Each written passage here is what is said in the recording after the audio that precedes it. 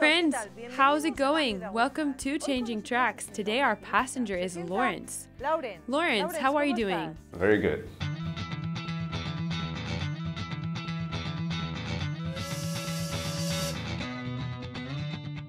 Tell us a little bit about yourself. Introduce yourself, tell us how old you are. So my name is Lawrence. I'm 34 years old this year. I'm a lawyer. I've been working for about 9 years already. In terms of my family, I have 2 siblings, so there's 3 of us. I have an older sister, 2 years older than me, a younger brother, 7 years younger than me. My family is Catholic, so I've always known Jesus. I was born a Catholic. And I think my experience growing up about who God is really more of an abstract theological one.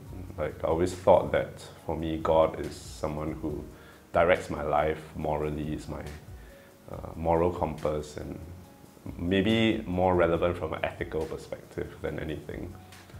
I think my experience of Jesus as a person was non-existent growing up. And seeing how my family experienced Jesus also was very different from how I see Jesus now. I think back then my family was maybe a bit more traditional. They always focused very much on doing certain things like going for Mass or saying certain prayers every day, which is all great. But for me growing up, I felt that it was more of something that we have to do, and I always wondered what the reason for doing that was, but I could never really find that reason. I think also, in addition to that, another aspect of my family which sort of influenced my growing up was really how they perceive God. And perhaps for them, they perceive God as someone who is... They focused a lot on carrying the cross and suffering. And a lot of times they would say, oh, today I have to carry this cross or that cross. And for me, it was like, what kind of God is this that focuses on just suffering? And why is it that when I follow, or when we follow this God, we have to suffer? And for me, it seemed like there's a lot of negativity associated with that. And I felt that if that is who God is, then I don't want to follow that kind of God. Did you rebel maybe against the faith that your family had? When did that happen? And in what way did you rebel? I think around my mid-teens is when I started to rebel a lot against my family, because growing up my parents were quite strict. And so when I reached a certain age, I was like, no, I don't want to be controlled anymore. And so I started to be quite naughty. But together with that also, I think my parents also went through some financial difficulties. And so that was a very difficult period for my parents. For me, as a child, I thought, okay, what kind of God is this that makes us suffer in this way? So that being said, when you went to university with the idea of being successful, what happened at university? What did you do? When I entered university, I also met someone and we started dating. And for me, her family represented a lot of the things which I wanted to achieve with my own family, like financial stability, certain status in life, and I felt that that was what I needed in order to be happy. And I also embarked on a study of law at that point in time, and while I felt passionate about the study of law, I also was drawn to the fact that it has certain financial rewards. It also gives you a certain status and recognition in society. And I think after I graduated and I started working, that was really what my whole life was geared towards, my career, succeeding in my chosen path. And it was all very self-centered, it was all very focused on building this utopian dream in my mind, which at that point in time included my then girlfriend. We had dated for 8 years after starting from university, all the way till around 3 or 4 years after I started working. And over time, we also started to live together and everything. And I think it really seemed like we were living like man and wife essentially, even though we weren't married. And so I guess her family also started to put pressure, and in the end, okay, we said, let's get married, right? But I think one very big miracle was that 3 months before the wedding, in December 2012, like, I called it off because I felt that I just had this certainty that this was not the right path for me to take. I increasingly felt this certainty that I was running away from my family, and I was choosing to be with her for the wrong reasons. Not so much that I didn't love her, but I felt that something was just wrong. And it wasn't something that I just felt immediately, it was something that I had always felt, but I think at that point in time I just had this certainty that this was not the right path to choose. And after I called it off, that was a very difficult period also, because there was a lot of consequences financially, also emotionally. And that was a period where it was quite funny because a few years before the wedding was supposed to take place, we had gone for engagement encounter, because I always knew that my family would expect me to get married in church. And coming out from engagement encounter, like, we started to go for Mass again, because after around my mid-teens, until that time, I wasn't really going for Mass. Like, after confirmation at around, that was when I was about 14 or 15, I said, okay, we're done, we are free, so I can do whatever I want. And I really stopped going for Mass. I really stopped like having God, even as a small part of my life that was no longer there. But coming back to church again, I think in a sense perhaps led me to come a little bit closer to Christ, and that might have prompted my decision to call off the wedding also. Continuing from then, I still continued to go to church, but I was living a very dichotomous lifestyle because in order to overcome this sadness, this emotional backlash out of the calling off the wedding, like, I would just drink every day. I would work, then after I would go and drink. And then along with all the drinking comes with all the other bad things. We did tons of very bad things, like, I mean, there was like women, alcohol, everything. But every Sunday I would go to church. And every Sunday I would just go to church with a heart that said, I want to get out of this, I want to, like, can you save me? Because I don't know what to do. So, but funnily enough, after that 1 hour, then after that, later on in the day, like, I'll be drinking again. And now looking back, I realized that at that point in time, I was really tied to all these things. Like, I was an alcoholic because at 4 o'clock every day, I'll feel this urge to drink. And if I don't drink, something is wrong. In the midst of all of this, did you have any friend or someone who you could talk to, or someone who could help you? Somehow, in between it all, like, God started to put people in my life. It's quite interesting that so many people around me are Catholics or ex-Catholics. And even the most unanticipated of people, like, started to come in my life. And it was really these people that sort of set me on the right path. Like, one person would say, okay, Lawrence, like, you have a lot of potential, but you're not using it well from the secular perspective. So perhaps you need to focus on what your targets are in your life, your career, your financial targets. And so I was like, okay, so I need to sit down and I plan my life out. And I realized that having God as one of the priorities was also something which I wanted to explore further. Also, like, various people, other people came into my life that encouraged me to exercise more, drink less, all these kind of things, which now when I look back, I realize it's really God who sent me all these people. And I think it culminated in or around 2015 in July, where I had been in this kind of lifestyle for maybe about 3 years already. This going out partying, going crazy, spending all my money, being quite in debt as well. How did the Lord enter into your life? How and when did the change come about? I reached a stage where I feel that, okay, I have stabilized myself financially. I feel that in a few years' time I can, come out of my debt. Emotionally, I think I'm a lot more stable already after 3 years after the breakup. Physically, I'm not drinking as much, like I am exercising more. So I felt everything was okay really because of all the people that God had put in my life. So then the question then came, okay, now there's this other priority, which is God, so what do I do about it, right?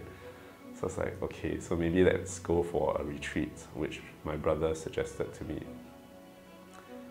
It was very amazing because in the background, like my parents and my brother actually also had their own conversion experiences before I did.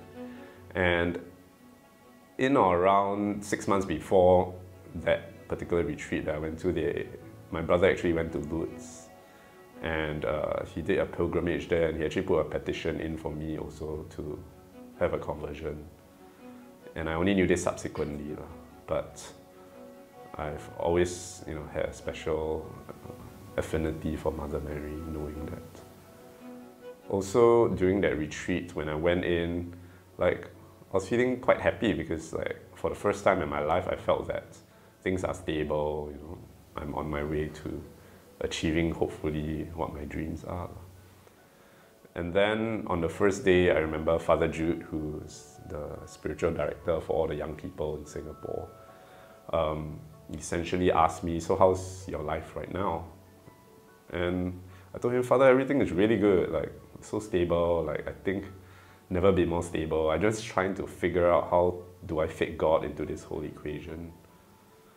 And what he answered me is, Father Jude is always challenging, right? He's always challenging us. So he said, what does the Bible say about it? And I said, Father, I don't even read the Bible. How do you expect me to know? And he said, no man can serve two masters, right? And I was like, what does that mean? So I went to go and ponder, reflect on what it means. And I realized that what God was calling me to do is, at least in that moment, in that retreat, to be able to say, either I give everything to God, all my life, all my dreams. If not, then why even bother? Because there's no such thing as sitting on the fence. And that sort of called to me because I'm always the kind of person that if you want to do it, do 100%. If not, don't bother. And so I said, okay, if that's the case, then for this retreat at least, since I'm stuck here for 3 days or 4 days, so I'm going to say, okay, I surrender to you.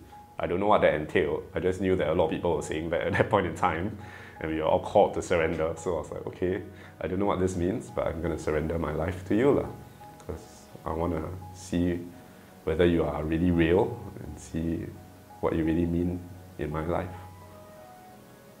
And after giving yourself to the Lord, what did you experience? I think coming out from those words, that's when the real experience and encounter with Jesus as a person happened. The next day, I remember at Father Jude's session when he was talking about the Father's love for us, he mentioned that very often we see God as two potential kinds of images of who God is to us. The first one is God as a kung fu master, and I had this image of Kill Bill, where he says, okay, if you, my disciple, are worthy of me, you will be able to carry this cross. If you can't carry the cross, that means you're not worthy. And I realized that was the image of God that me and my family had when I was younger. And then the other image of God is really one who is a loving Father, one who carries the cross with us, one who has already carried the cross for us, and who already has died for us, and is now saying, do you want to partake of this life which I have already given you, I've already sacrificed for you. And I realized that, that's the God that I want to know, that's the God that I want to be friends with, that's the God that I want to follow. And so, but I had no idea who this God is still. So I just said, okay, I want to follow you. So then, how did you meet this God whom you wanted to follow? On the third day was the real encounter with the Holy Spirit, the baptism in the Holy Spirit, where I had never gone for any outpouring session or praying over sessions, and that was my first. And I think everyone knows that when you first go for such sessions, you're very scared because people are speaking in tongues, everything is very foreign, and you don't know what you're expected to do, you don't know whether you want to fall down or not. And I think it was a lot of pressure, and so I didn't really fall down. But I remember that I experienced something really, really wonderful in that moment. And that night I actually wrote this letter, so that's why I want to read it again, because it serves to remind me of what happened that day. So I said in this letter, I have been healed from all my sins, surrendered all my pain, allowed Jesus to unbind me from my hurts. Coming after Jesus had already forgiven my sins through the sacrament of confession the night before, I want to always remember the joy and peace that grew 100-fold after He healed me. In the evening, the Holy Spirit came upon me, and I could feel His power overwhelming me, and that it finally rested in my heart, a burning flame that warmed the depths of my soul. I shared my experience and journey the past 15 years, through pain and anger, through leaving the church, through hitting rock bottom after the breakup, how I went to my addictions as an escape, but yet how God saved me and called me back to the church, and how He's worked wonders to continually strengthen me step by step on this journey. I shared my vision the night before on how God was using me as a paintbrush to paint a tapestry of salvation, and I wanted to share my story as a witness to the power of God's love, how He never gave up on me. Sean and Jonathan, who are two facilitators, found images of me during prayer, reflecting peace, community, and life-saving. I know that this represents me now and my future journey. I am afraid, fearful that once this weekend ends, I'll go back to before, but I know things are different. Even if I am weak at times, as long as I don't give up, God will never give up on me. He will always be with me, guiding me. I just have to surrender to His will. And then I ended off with a prayer. Dear Jesus, please save me every day from my sins as they continually happen. Please sanctify my life so that I can be an instrument of your holy will. Please help me surrender because I am only a conduit of your strength and grace. Yeah, so I actually went out to testify about my life also that night, and God used me as well to touch many people, because I think many people share very similar experiences in Singapore in this day and age. When you came out of the retreat and returned to your daily life, to your work, how was this change in you made visible? Coming out of that retreat, I knew that I experienced something that would change my life, because it just fit. Yeah, it just fit that Jesus would fill my heart, would be in my life, would lead me. And so I think coming out from that, like, I was ready to take on the world, right? I was ready to say, oh, Jesus, like, if you can do to St. Paul to change his life like that and make him, change the world, like, you can do it to me as well. And it hasn't been that easy. Like, not everybody is St. Paul. And I think Jesus has also taught me that that in itself is also pride. It's also me wanting to be at the center stage. And I think the journey since then, which has been 2 years, coming up to 2 years since my first personal encounter with Jesus, has really been a lot of challenges. Like, the biggest thing that I've learned since then is that love is not something which you feel good. I mean, yes, it does feel good. There are moments where you feel immense happiness.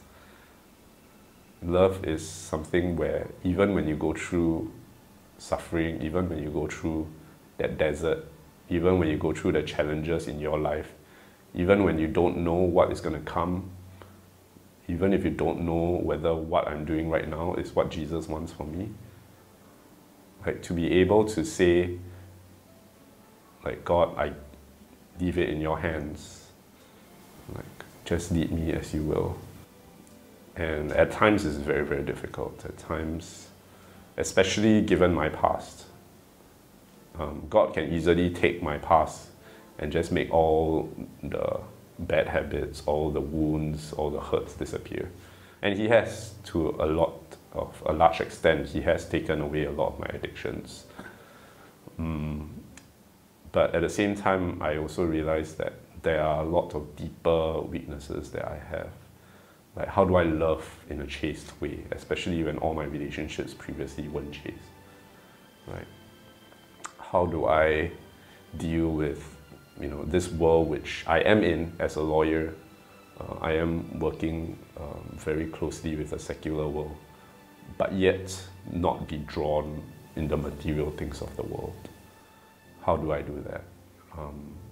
And I think all these questions, like, I've come to realize that I don't know the answers to. I mean, we know, and I know what is the black and white answer. Yes, we need to live life in a very chaste way to reflect the purity of God. But at the same time, like, I have all my weaknesses, and so do we all. So how does God teach me? How does God lead me towards that holiness? And I think that journey for me has been so important because it's so humbling. And especially when I'm at my weakest, all I can do is say, Jesus, like, I know you love me so much because I've experienced that. After this experience, was there some sort of reconciliation between you and your family? I think immediately coming out of the retreat, there was an issue of reconciliation with my family, which I think, like, all of us struggle with to a certain extent because our family is the ones who are the closest to us and who represents love in such a big way in our lives. But oftentimes the mirror image of that is that, we have a lot of hurts coming from that. And so to really look back in the past 15 years and to really say that, I want to be reconciled again with you is difficult. Yeah, but God gave me the necessary encouragement to just try it, just to take a step.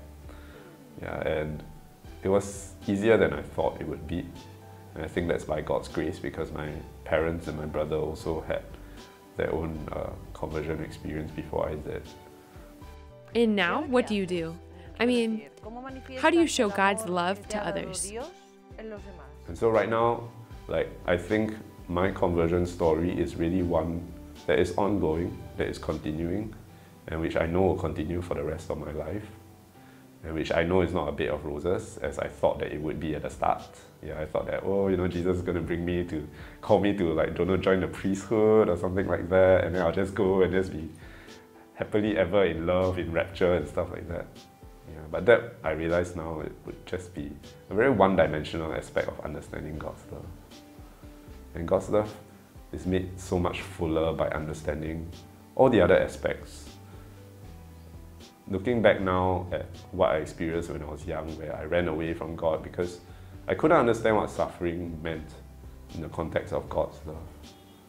I realize now that suffering is such an important part of understanding God's love because if we don't understand fully how much we suffer in this human life, then we can never understand the fullness of Jesus' suffering for us as well on the cross. And if we don't understand our weaknesses in our own life, then we can never understand the sacrifice to which God did to take on all our weaknesses and our sin. And I think, it's just so amazing and so beautiful that at the end of the day, like, all we are, are just this simple, tiny little beings, but yet each of us are so important to God, so important to Jesus. Yeah, even though we are so small. Yeah. And the smaller that we are, I think the more that God's love fills us and the more that we become fully and more His love. What would you say to someone who's living the same situation that you were before your conversion? Someone who is living the same situation you lived before you encountered the Lord? I think I would say that if you're at a point in time in your life where you feel that something is missing, that you've tried so much on your own to try and find that happiness, that joy, but somehow we keep failing, I think that's when we need to recognize that it's not about trying harder, but it's already about letting go and letting Jesus play a huge part in our life. And a lot of times it's very scary because what does letting go mean, right? And if I ask Jesus to come into my life, is He going to ask me to give up everything? And I think that we just have to be reassured that it's about one step at a time. The same way in which I said I surrender, but I only knew that it was like, I want to surrender now. I'm not thinking, oh, I want to surrender like everything in the future, Yeah, so it's really about taking each and every moment and allowing Jesus each and every moment to take control of our lives. And I think that will change our lives totally. To just be able to just trust in each and every moment that Jesus will love us, will take care of us. Lawrence, thank you so much for sharing your story with us today. Thank you. Thanks for having me. Thanks.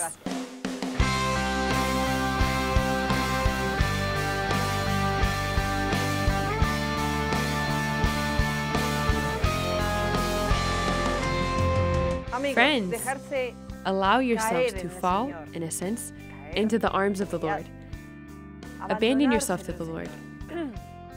I personally prefer the image of us being the clay and God the potter. Allow God to mold your clay and completely trust in Him. And be patient, of course. Always with the help of Our Lady. Always with the help of our Lord and Our Lady. Thanks for watching.